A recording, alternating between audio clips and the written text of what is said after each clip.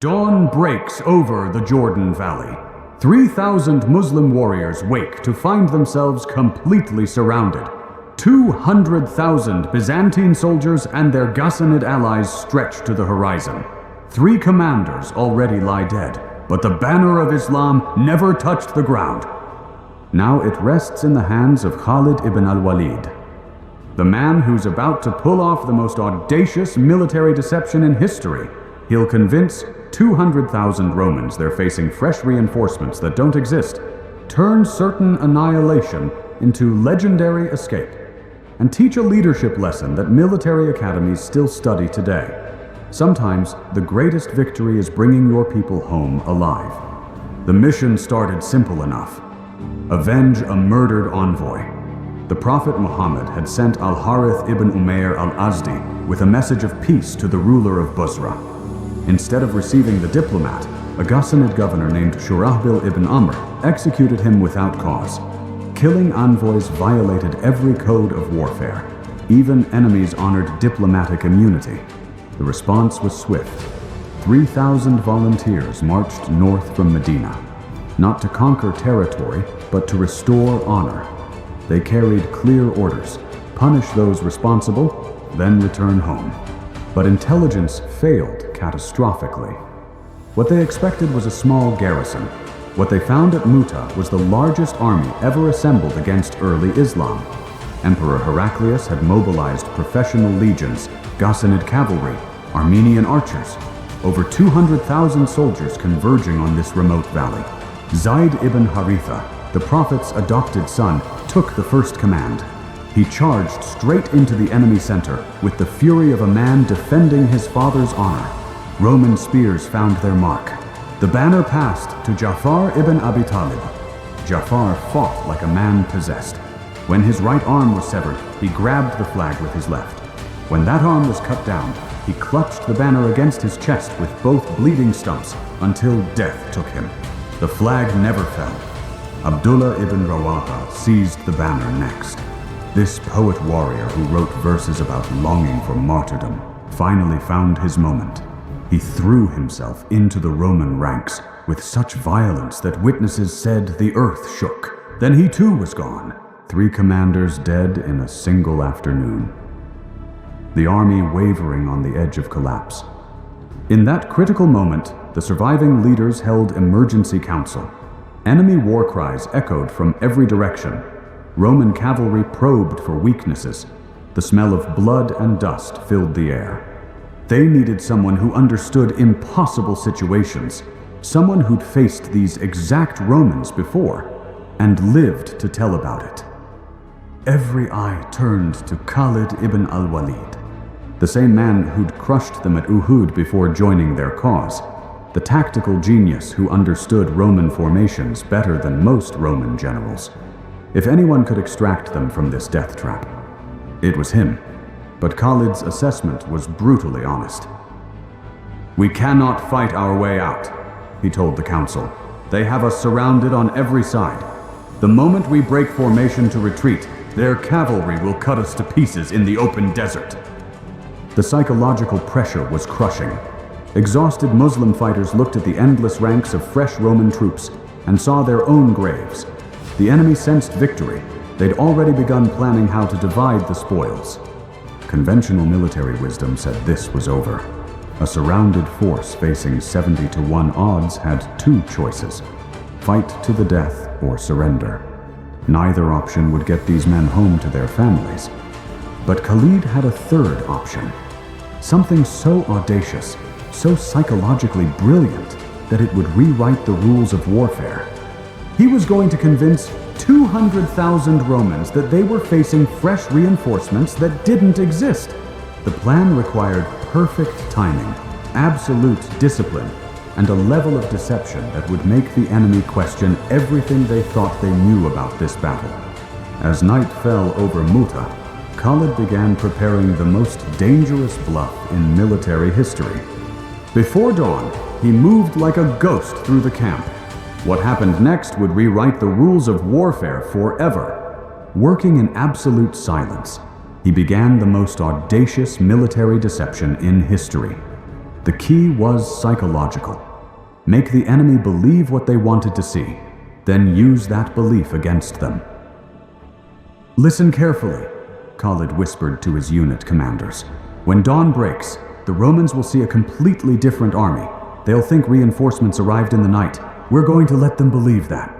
The rotation began in darkness. Khalid ordered the rear guard to move to the front lines. The left wing shifted to the right. The right wing took the left position. Men who'd been fighting on the flanks yesterday now stood in the center.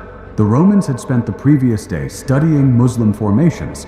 They'd identified key fighters, memorized unit positions, planned their morning assault around known weaknesses. Khalid was about to make all that intelligence worthless. As the sun crested the eastern hills, Roman scouts saw something impossible. The Muslim army looked completely different. New faces in every position. Formations that seemed larger, fresher, more organized than the exhausted force they'd been fighting. "Where did these troops come from?" Roman officers muttered. "We had them surrounded. No one could have gotten through our lines." The psychological effect was devastating. Roman commanders huddled in urgent conferences. Messengers galloped between units carrying contradictory reports. The confident momentum of the previous day evaporated into uncertainty and fear. Now came the masterstroke. Instead of waiting for the Romans to attack, Khalid launched a series of probing counter-assaults. Nothing massive, just enough to test enemy resolve and maintain the illusion of strength. These weren't desperate charges, they were calculated demonstrations of force. Muslim cavalry struck at exposed Roman flanks, then withdrew before taking heavy casualties. Infantry units advanced boldly toward enemy positions, forcing hasty defensive preparations, then pulled back in good order. Each attack sent the same message. This army isn't broken. These aren't exhausted survivors clinging to life.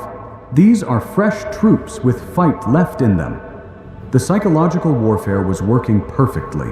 Roman morale, so high the night before, began cracking under the weight of uncertainty. Soldiers who'd gone to sleep expecting easy victory woke to find themselves facing an enemy that seemed to have grown stronger overnight. Modern military historians recognize this as one of the earliest examples of systematic battlefield deception. Khalid understood something that wouldn't be formally codified in military doctrine for centuries. Perception shapes reality in combat. How many reinforcements did they receive? Byzantine generals demanded. Where are our intelligence reports? No one had answers, because the reinforcements were a phantom. The fresh troops were the same exhausted fighters who'd been bleeding and dying for 2 days. But Khalid had made them appear different, and appearance was everything. By mid-morning, Romans who should have been pressing their overwhelming advantage were instead hesitating, second-guessing, looking over their shoulders for threats that weren't there. The massive enemy force was now paralyzed by uncertainty. The trap was set, but confusion was temporary. Soon Roman commanders would realize they'd been deceived. When that happened, the fury would be overwhelming. Khalid had one chance to extract his entire force before the illusion collapsed. He'd successfully confused the enemy, but confusion was temporary. Soon, Roman commanders would realize they'd been deceived. When that happened, the fury would be overwhelming. Khalid needed to extract his entire force before the illusion collapsed. This wasn't a panicked retreat. This was tactical disengagement, maintaining formation, preserving unit cohesion, and keeping the enemy guessing until the very last moment. "We move as one," Khalid commanded his officers. "No breaking ranks, no individual decisions. Anyone who abandons formation dooms us all." The withdrawal began with calculated precision. Khalid ordered staged pullbacks, units retreating in sequence, while others maintained forward pressure. To watching Romans, it looked like tactical repositioning, not retreat. Each phase maintained the illusion of strength. The Muslims weren't fleeing, they were repositioning. They weren't broken, they were choosing their ground. Roman commanders, still convinced they were facing fresh reinforcements, interpreted the withdrawal as a tactical maneuver rather than retreat. They hesitated to pursue, fearing it was a trap. That hesitation saved 3,000 lives. As the Muslim force pulled back through the Jordan Valley, maintaining perfect formation, something extraordinary happened. The massive Roman army, 200,000 soldiers with overwhelming superiority, simply watched them go.